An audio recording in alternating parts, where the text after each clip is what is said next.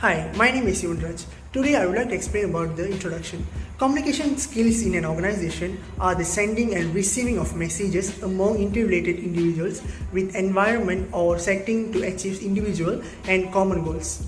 Communication inside organizations is heavily influenced by context and culture. It is also to complete tasks through the maintenance of policy, procedures, or regulations that support daily and continuous operations. Competent communication skills should be developed in an organization as it is crucial to the industry as well. Assalamualaikum and hi, my name is Nur Aslinda binti Muhammadul Hamid. I will continue with the importance of communication skill in organization. First of all, employee trust. The effective communication within the company could produce setting of transparency that encourage worker trust in any respect level. Thought giving staff within the top will result in anger, stress, and a sense of job insecurity. Open and honest communication can make them feel appreciated and trusted. Second, relationship between staff and employee level. An open communication make it comfortable for employee to voice their idea. As a result, you will get a pleasure from the combined information of your result in developing new solution. Lastly, employees collaboration. Once your team communication honestly with one another, they will share potential concern, requirement, and feedback, which will strengthen the end result. Communication will keep everybody on an equivalent track and avoid conflict within the future. Assalamualaikum. My name is Nuhanani. I will presenting report of study.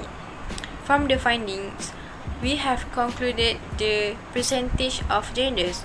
The majority is female student, which is 72%, and the minority is male student, which is 28%. The graph shown the collected responses from 5 faculty in UTM. Most of them are FPTT student, which is 76 of the respondent. From the FTKMP, we received 6% of responses. From the FTKEE and FKEKK, we received 4% from each faculty. Lastly, from the FTMK, we received 2% of the responses. For the year of study, there are 43 responses from 4th year student and 7 responses from 3rd year student. I'm Charlie Ming, who will continue with the survey findings. Well, involving in co-curriculum can also help to improve communication skills. From the data we gathered, we found out that not all students have experience in co-curriculum before. 13 students, which is 36% among the 50 respondents, does not have co-curriculum experience. Well, the rest of the 37 students, which is 74% among the respondents, have joined co-curriculum before. Co-curriculum can be divided into 3 categories, which is uniform, society, and sports. Among the respondents who are involved in co-curriculum, most of them, which is 22 of them, joined uniform, followed by society, which 10 students, and lastly, 5 of them are athletes involved in sports. After conducting the survey, the level of communication skill of respondents are also calculated. Most of the respondents, which is 72% among the 50 respondents, have high interpersonal communication skills, while the rest of the 14 respondents have moderate communication skills. It is clearly seen that none of the respondents are categorized with low communication skills. Hi, Assalamualaikum. My name is Siti Namida binti Muhammad Sinin. I will present about suggestion for improving communication skills by students. First is think before speak. Think before speak give you time to consider your work before you express them. You can just blurt out everything comes to mind. By pausing before speak, you can prevent saying something a word. 2 is know your audience. Not identifying or recognizing who the audience is when communicating to others is one of the major blunders people frequently make. Always being aware of who you are speaking to is essential. The same holds true for using slang or informal language. The best communicators throughout history were those who were aware of their target audience.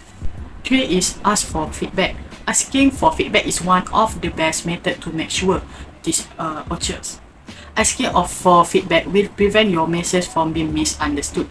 The other parties will also be delighted to know that their message has been received and comprehended. Hello everyone, let me explain about the communication skills development strategy that implemented by University Technical Malaysia Melaka, UTM. First strategy is the effective learning activity. UTM used this strategy as their pedagogical strategy for the development of oral communication skills that may result in wide range of skill results.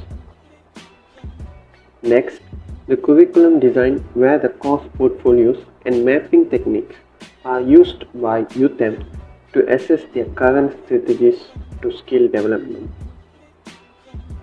Third, the articulation of skill requirements is where elevated perspectives of skills at UTEM encourage the stakeholders to communicate to students more clearly the expected level of essential abilities so they can carry on throughout their career after graduation. Hi, this is Rohin Raj, and as a conclusion, we know that almost every day people communicate with one another, whether at work, home, or at public places. Our survey results show that 72% of the respondents have high interpersonal communication skills, indicating that communication is essential even in universities. So, this is why learning organizational communication in universities is critical, because through learning this subject, we understand that people in organization are enough responsible to ensure they communicate in full efficiency and effectiveness with their colleagues, despite many limitations that come in the way to have the best working environment possible.